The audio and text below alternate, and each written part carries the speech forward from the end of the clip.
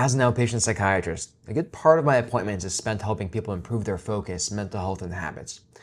But recently I've realized something uncomfortable. My own attention has become fragmented. I used to be able to sit down and read, study, or write for hours on end, no interruption. But recently I'm lucky if I can go 20 minutes without putting down a book or checking my email. Or if I sit down and do something intentional. A few minutes in, there's this urge to drop it and do something else unrelated. I don't even know what it is, but there's just this urge to shift my attention. Here's the thing. I know exactly why that is and what's happening. I mean, I talk to my patients about this all day, every day. And I talk about it on this channel as well. Yet I'm still falling victim to it. And so I had this interesting idea. And it's both for this channel and just for myself. And starting something I'm going to call the Attention Project. Basically trying to improve my focus and my attention by utilizing the skills, the habits I actually talk about on this channel, teach my patients, living them every single day. And I'll report back month by month in a short video how it's going. And in today's video, I'll go over what that exactly entails. And my goal isn't to become hyper productive or anything like that. It's to have more intentional control of my attention. And that's because I recognize that attention dictates how we experience life. It's what we notice, what we remember, what we create meaning around. And if we don't have any control over that, aren't happy with that, then it can be difficult to feel present, to feel fully connected day to day. So today, let's talk about how we can address that. But before we get started, for those of you who are new to the channel, welcome. I'm Dr. Robert. I'm a board-certified psychiatrist. And on this channel, I really enjoy making educational mental health videos. And of course, as always, this does not replace any medical advice or create a doctor-patient relationship. And if you are experiencing any mental health symptoms, please seek the care of a local mental health provider. So what are the goals? Well, I'm not going to try to be too rigid. I'm very anti-rigidity, but I think being more mindful is a useful approach here. So let's talk about what that will entail and what that will look like. Ideally, for me, what this would look like is just checking a lot of patient messages and emails throughout the day in between appointments. Any free time, I would check that and address it. And what a lot of research shows is if you're constantly shifting your attention throughout the day in that sort of manner, and constantly being attuned to new messages, new updates, whether that be the news, Instagram posts, whatever it is in your life, it does disrupt your focus. It drastically reduces your ability to remain present with something. And your brain becomes primed to constantly search for new stimuli and also then linger on other stimuli that you might have just checked on. So your brain, even though you might not be consciously thinking about it, it may still be focused on the news story you just read, the email you just got. So it makes it much harder to feel present, to sustain your focus on the thing you're trying to sustain it on. So reducing digital distraction. And for me, what that will look like is checking my email in the beginning of the day, end of the workday, and that's it. Step 2, having anchor points in the day. And for me, what I hope that will look like is starting and ending my day with reading. I already do this most days, but I think I can be much more consistent about it because now I do it maybe 3 to 4 days out of the week.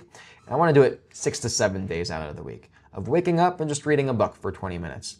And then maybe ending the day with 40 to 45 minutes of uninterrupted reading. And I do find on the days that I employ this, I have much better focus throughout the day. I sleep better. I'm just overall more relaxed, more in tune with the present moment. And I get to get through a lot of books on my reading list. When I work with my patients on anchor points, I try to find something unique to them. So maybe that's knitting, maybe that's drawing, maybe that's crafting, something else, or just walking their dog, something non-technology related and something that requires sustained focus and that's not maximizing out your dopamine that you can do and enjoy and kind of have as these grounding, centering points in your day. It doesn't have to be the beginning and end necessarily, whatever works for your schedule. You don't want to be too rigid with it. You want to acclimate it, adapt it to your schedule so that you can stick with it. Consistency is key in all of this. And the third one is very intuitive. I think most of us try to do this, but struggle with it, and that's just stop using the phone reflexively. There's a brief moment of boredom. Don't just reach for it. Be conscious of noticing that feeling, that sensation of I want to reach for my phone, and just don't. I definitely get that's much easier said than done.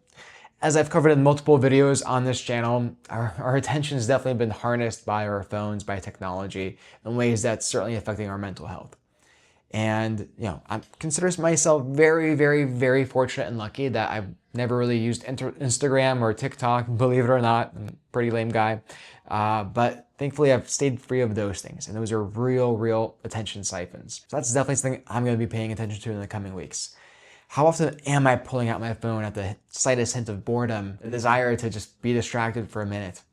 And try to reduce that. Try to be more mindful of that. Try to see if my attention improves as a result, and I'll let you guys know. I've definitely seen it help my patients when they've been able to do this. Fourth, this one's kind of specific to me, but it's regarding my lunchtime. I have a break noon to 1 every day where I don't see patients, and I kind of have fallen into the habit of eating while just binging a bunch of short YouTube videos. And I think that's definitely then causing some attentional drain for me for the second half of the day. And that's something I want to pause and maybe read, listen to an audiobook instead as I eat lunch, not check my emails frantically and try to reply to every single one of them, but just be a little bit more mindful with that time and see that more as a time to rejuvenate my attention so I can be very present for the later half of my day, be there more for my patients. Because when I work with people on attention hygiene, I do find that oftentimes they'll be at work eating lunch and it'll just be a doom scroll hour. I know that's a huge temptation. That's a very hard habit to break.